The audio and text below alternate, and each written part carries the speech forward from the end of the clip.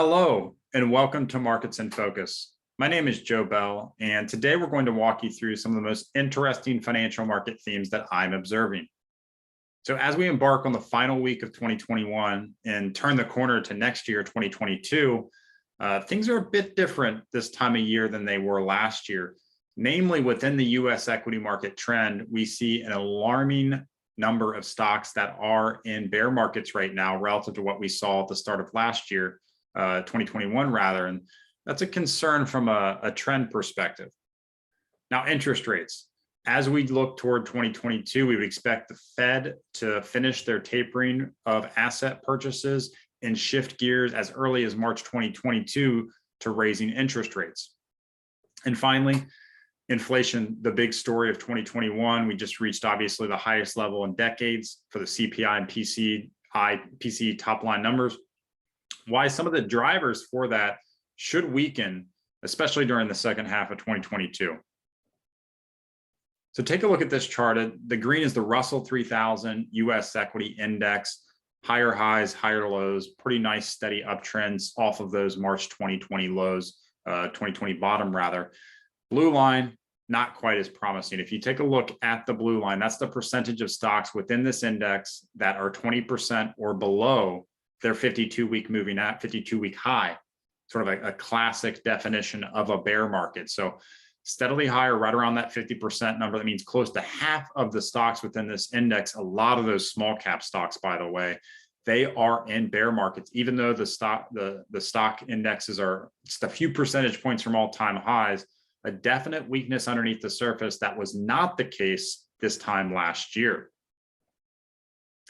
Now, if we shift gears to interest rates, that obviously was another big story. The Fed has started the tapering of their asset purchase program. Take a look at the dual mandates of the Fed rather. Unemployment rate, 14.8%, all the way down to 4.2%. We've seen a real improvement in the economy as the economy obviously was able to open back up for business. There's still some concerns. We're not out of the water when it comes to COVID, but we are seeing some improvement in terms of record economic growth. Labor market participation has been lackluster. That's been one of the reasons the Fed has been a little bit patient in terms of interest rates. But inflation, I talked about it earlier, really record high numbers right now. The question remains, when will this subside? I think in terms of interest rates, the Fed is going to finish tapering during the first quarter. As early as March 2022, you're going to see that first rate hike, potentially 3 rate hikes by the end of next year. As that labor market starts to improve, that's going to be sort of the tailwind for that tightening Fed cycle to begin. And then inflation, record levels like I've talked about. If you look at PC or CPI on the screen here, we have the US personal income, excluding transfer payments in the blue. So that's without all the federal direct payments, unemployment payments, all of that. Green line, that's with all of that included. So that was the real experience of Americans receiving all of that. One of the interesting things about this chart is you can see the historical trajectory of sort of the income steadily rising.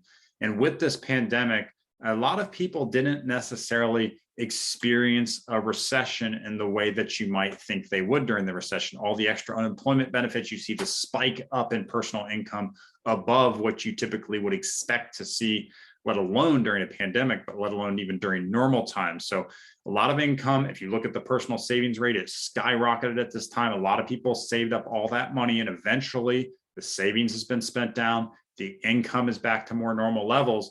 By the way, all that record consumer demand led to massive amounts of inflation that we're experiencing now. But when you see charts like this number's starting to return back to normal levels. Personal savings has been spent by a lot of Americans. That tailwind for inflation is gone, if you think about it in terms of what to expect during the next year. So that is one positive in terms of the large amount of inflation. I think most of those dollars have been spent. We're not going to see that massive amount of consumer demand, really fiscally stimulated consumer demand during 2022. And I think you're going to slowly start to see that translate to numbers. And finally, I want to thank everyone for watching. It's been a great year for Meeder, for our clients, for advisors, for everyone. I appreciate your viewership during this. We hope you find things insightful. I just want to wish everyone happy holidays and Merry Christmas and a very happy New Year as we turn the corner to 2022. We look forward to providing more and more insights and obviously a continued partnership with our advisors and our clients around the globe. Thank you very much.